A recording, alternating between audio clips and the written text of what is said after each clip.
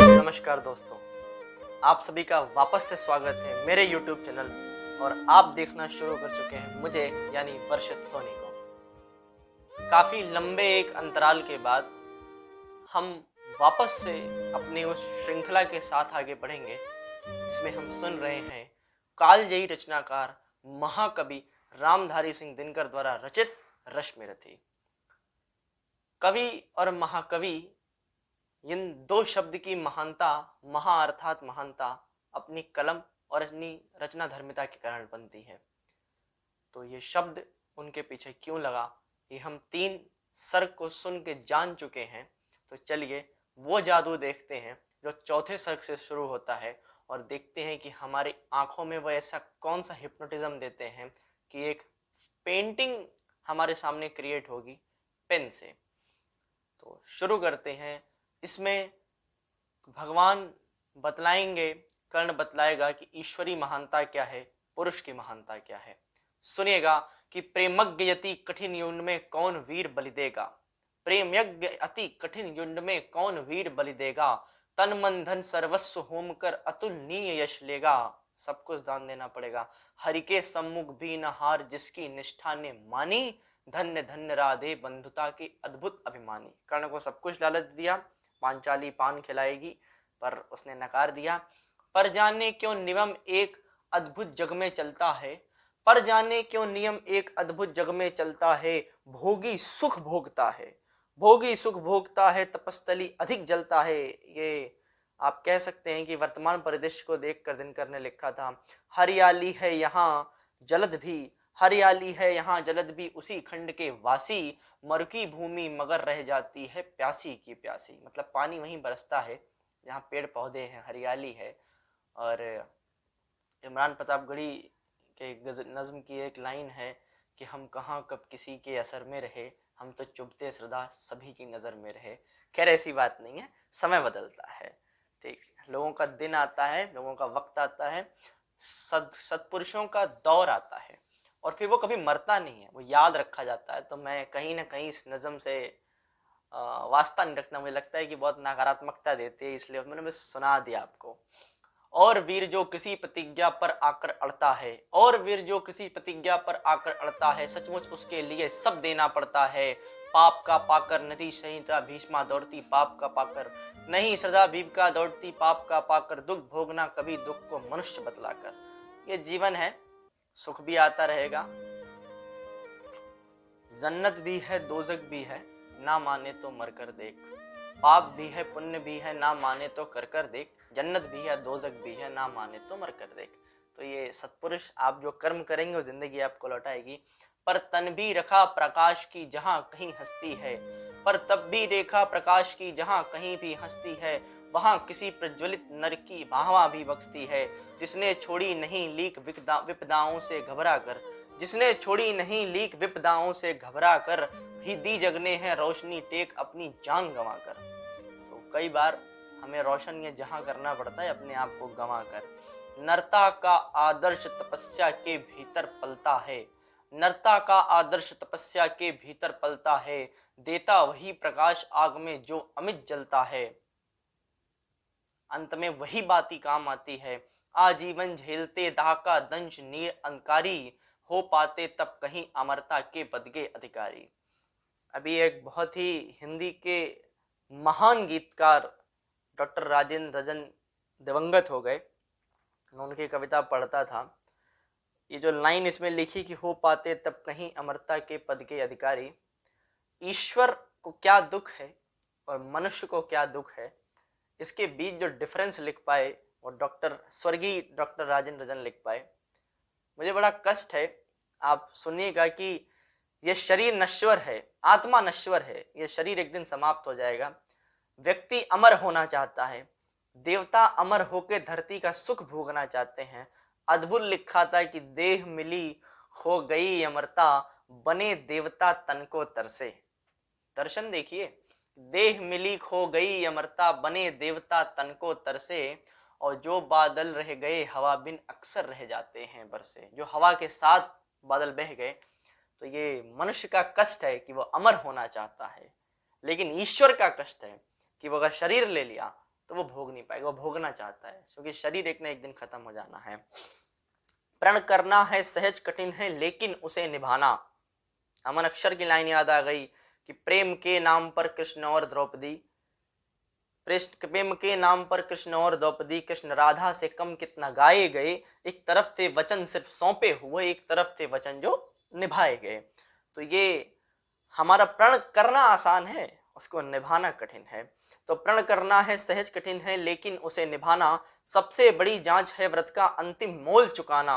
आखिरी में आप क्या आपने निचोड़ दिया है, अंतिम मूल्य न दिया अगर तो और मूल्य देना क्या। आखिरी में आप मुकर गए तो भला तो सब भला वो सत्य है, इसीलिए कह रहे हैं करने लगे प्राणों का तो फिर प्रण लेना क्या। अगर आपको अपनी प्राण का मोह है तो फिर प्रण लेने का कोई फायदा नहीं है। तो एक लाइन याद आ गई कि जला दी कश्तियां हमने अब यहाँ पर, अब यहाँ से हम लौट के जाने वाले नहीं। तो अगर प्रण ले लिया है तो उसको निभाएंगे।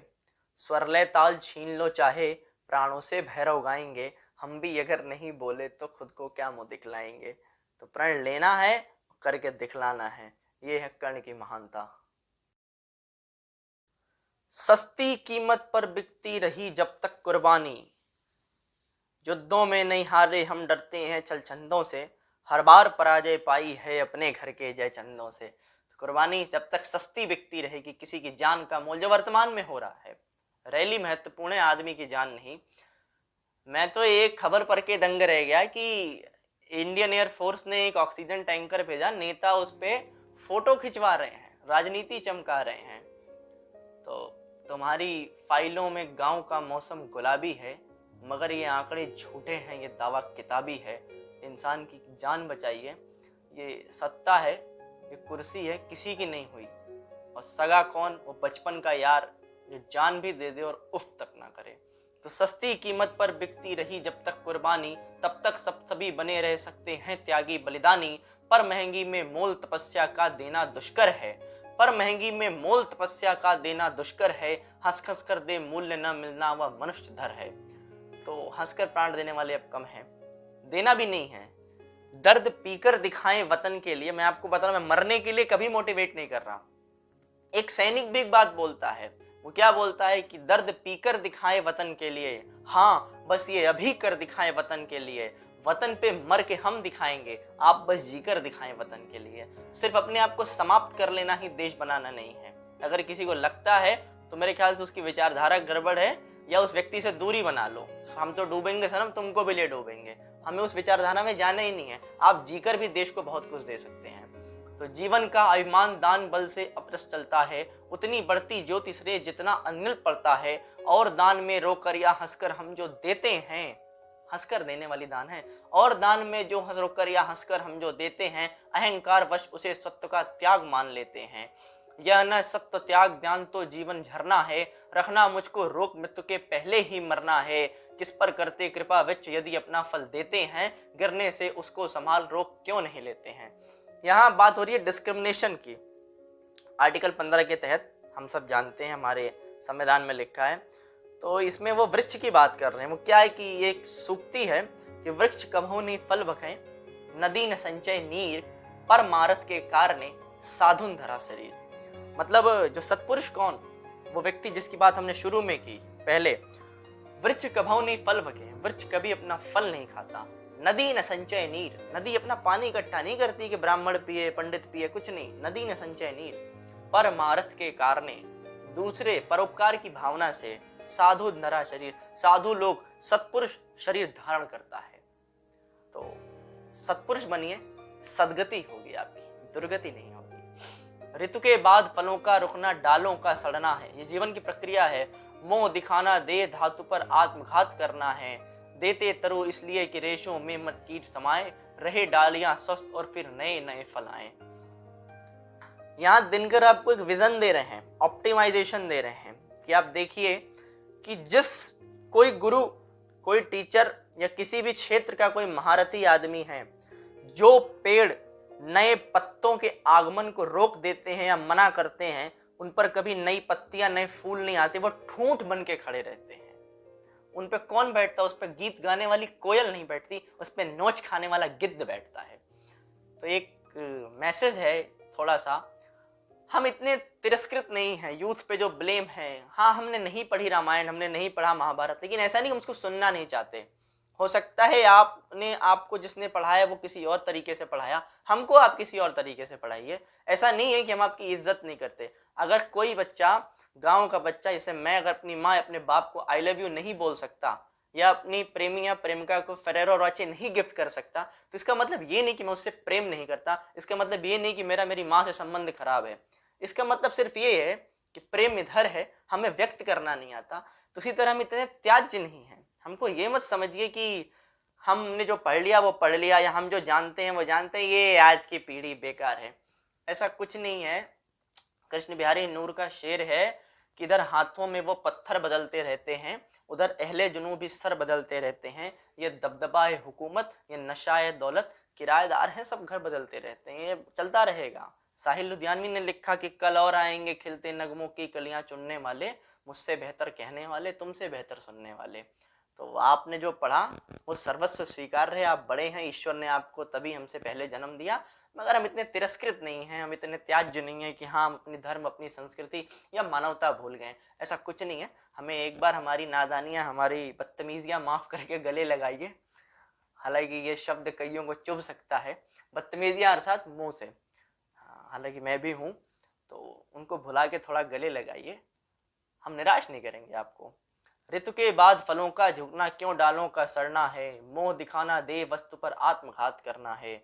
सरिता देती वार की पाकर उसे सुपूर्द धन हो, बरसे मेघ भरे फिर सरिता उदित नया जीवन हो। आत्मदान के साथ जगजीवन का ऋतु नाता है, जो देता जितना बदले में उतना ही पाता है। ये रिटर्न गिफ्ट है। जिंदगी आपको कुछ आपसे लेती नहीं है, जिंदगी आपको वही लौटा देती है। स्वामी विवेकानंद के शब्दों में। तो अगर आप आज ने अपने आज दान किया है तो कल आपके पास किसी न किसी फील्ड में लौट के चला आएगा। ये है दिनकर। LIC की पॉलिसी वो तभी बेच रहे थे। दिखलाना कापण आप अपने धोखा खाना है, रखना दान अपूर्ण रिक्त निज का ही रह जाना है।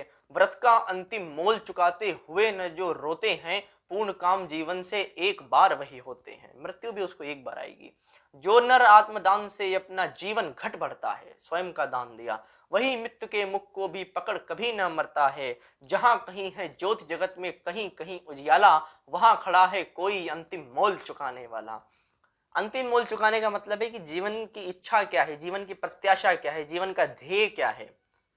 सिर्फ ये नहीं कि आए दुनिया में जीवन जिया और चले गए, आप छोड़ के क्या गए, वो महत्वपूर्ण है। व्रत का अंतिम मोल राम ने दिया त्याग सीता को। यहाँ मैं आपको बताता हूँ कि यहाँ से आप एक एक शब्द लाइन से सुनिए। आपको पूरे महाभारत का और पूरे मॉडर्न इंडिया, मतलब UPSC वाले बच्चे अगर सुन रहे हैं उनको एहसास हो जाएगा कि दिनकर ने पूरे इतिहास को ऐसे 180 डिग्री घुमा के रख दिया। आप देख पाएंगे कि व्रत का अंतिम मोल राम ने दिया त्याग सीता को। पुरते निकसी रघुवीर वधु धर धीर भये मगधवय जलद्वय।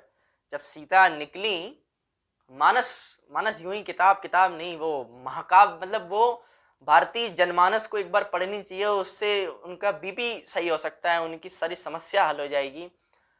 लिखते क्या है तुलसीदास की, पुरते निकसी रघुवीर वधु धर धीर भये मगधवय जलद्वय। मतलब सीता जी को पता था कि ये जो हम जा रहे हैं ये दिवास का मालदीव का ट्रिप नहीं है कि कोविड हुआ है चले गए और लौट के चले आए रोस्टेड।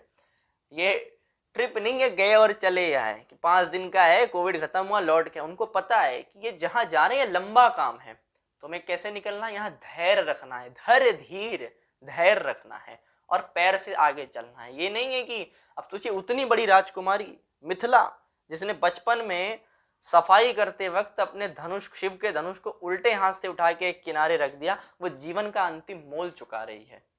तो व्रत का अंतिम मोल राम ने दिया त्याग सीता को, जीवन की संगिनी प्राण की मरिको सुपनीता को। दिनकर ने यहाँ राम को नहीं सीता को ऊपर बताया है। जिन लोगों को लगता है कि आज विपत्त सत्तात्मक सत्ता है तो महाकवि दिनकर को पढ़िए, बुद्धि खुल जाएगी आपकी। दिया अस्त्र देकर दधीच ने शिव अंग कतर कर। इंद्र भगवान के हाथ में जो अस्त्र है वो वज्र है, जिसलिए वज्रांग बोलते हैं हनुमान जी को कि उन पे वज्र का भी असर नहीं होगा। वो दाढ़ी पे लगा तो हनु मतलब दाढ़ी, और जिसके वज्र ने जिस दाढ़ी का मान रख लिया इसलिए उनका नाम पड़ गया हनुमान।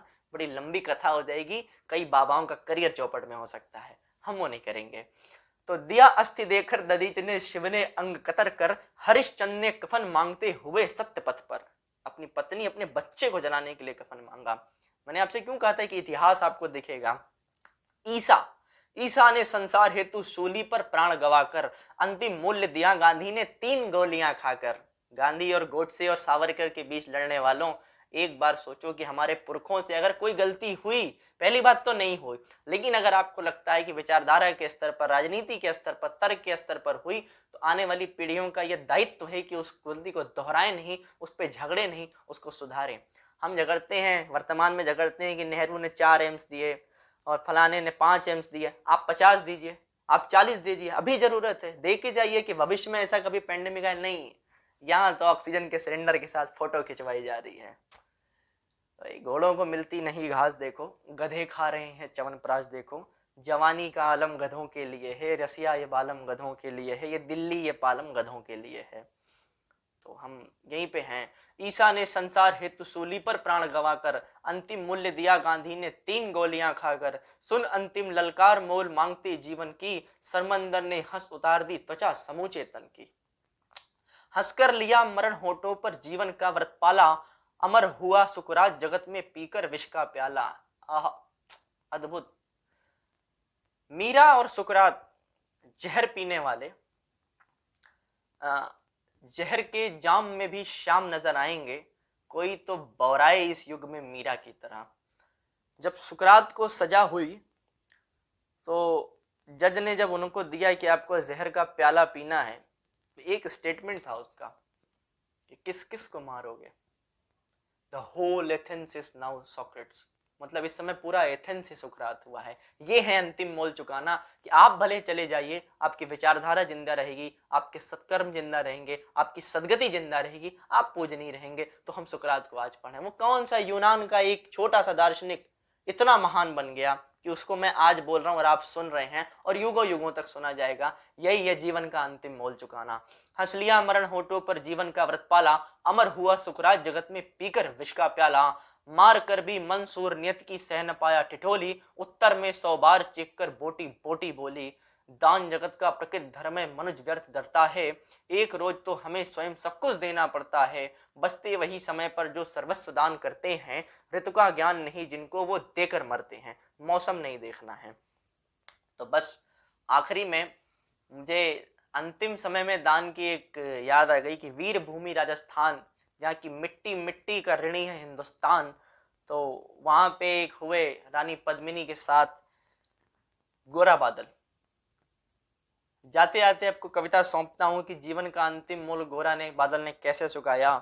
कि जब सिर कट गया धड़ युद्ध कर रहा था, तो उन्होंने एक वचन दिया था पद्मिनी को कि अब आप देखिए मैं करता क्या हूं, कि जब तक गोरा के मस्तक पर यह विजय शीश रहेगा। रोंगटे खड़े हो जाएंगे आपके। पसंद आए तो लाइक करना, शेयर करना, अपने राजस्थान वाले दोस्तों के साथ शेयर करना, कमेंट कीजिए, सब्सक्राइब कीजिए। कि जब तक गोरा के मस्तक पर यह विजय शीश रहेगा, महाकाल से भी राणा का मस्तक नहीं कटेगा। जाओ महलों में बैठो और देखो समर भवानी, खिलजी देखेगा केसरिया तलवारों का पानी।